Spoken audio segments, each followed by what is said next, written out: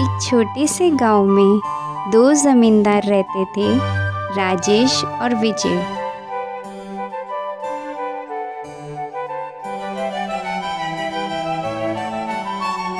राजेश गांव का सबसे बड़ा और अमीर जमींदार था। उसके पास सैकड़ों एकड़ जमीन, ढेर सारे नौकर और अनगिनत फसलें थी।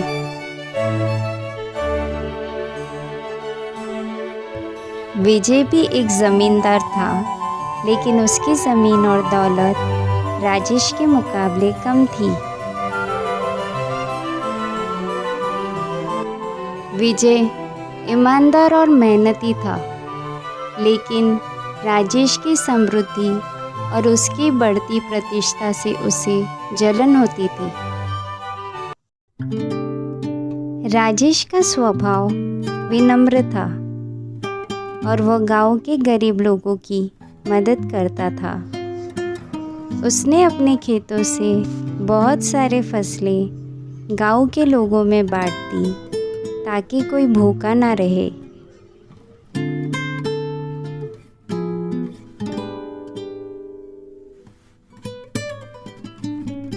इसी कारण गांव के लोग राजेश की बहुत इज्जत करते थे। दूसरी ओर विजय को यह सब देखना बहुत खटकता था। उसे लगता था कि अगर राजेश ना होता तो वो सबसे अमीर ज़मींदार बन सकता था और गांव के लोग उसकी तारीफ करते।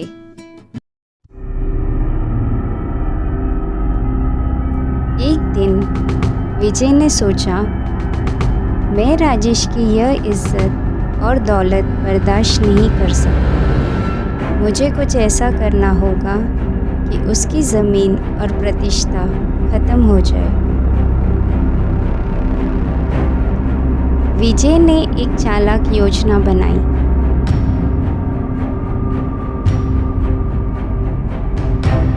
उसने राजेश की ज़मीन पर छुपकर आग लगाने का प्लान बनाया, ताकि उसकी फसलें जलकर राख हो जाए और उसकी दौलत खत्म हो जाए।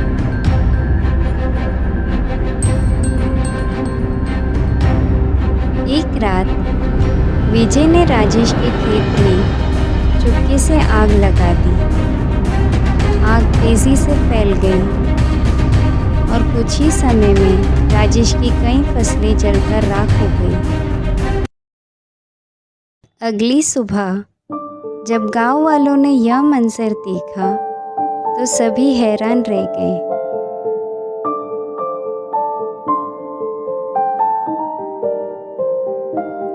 राजेश ने जब अपनी जलती फसलों को देखा तो उसकी आंखों में आंसू आ गए।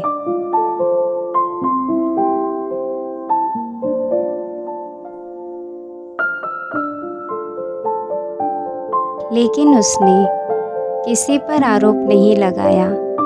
उसने बस भगवान का शुक्रिया अदा किया कि इस आग से किसी को हानि नहीं पहुंची।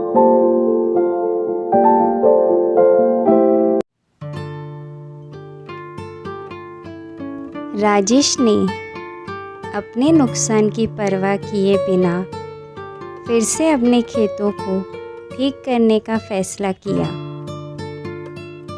वह अपने बचे हुए संसाधनों से गांव वालों की मदद करता रहा। इस बात ने गांव वालों का दिल और भी जीत लिया। विजय को लगा कि उसकी चाल काम कर गई,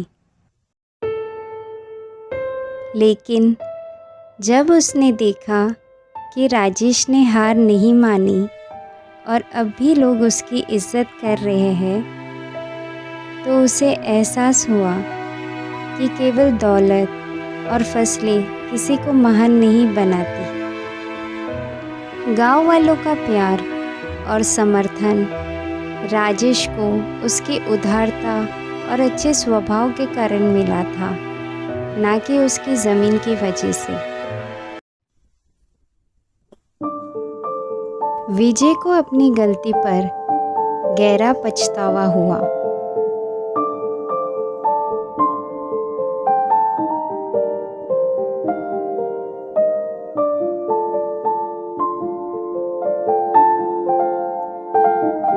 दिन उसने हिम्मत जुटाकर राजेश के पास जाकर सच बताया। उसने कहा, राजेश, मुझे माफ़ कर दो। मैंने जलन में आकर तुम्हारे खेतों में आग लगाई थी।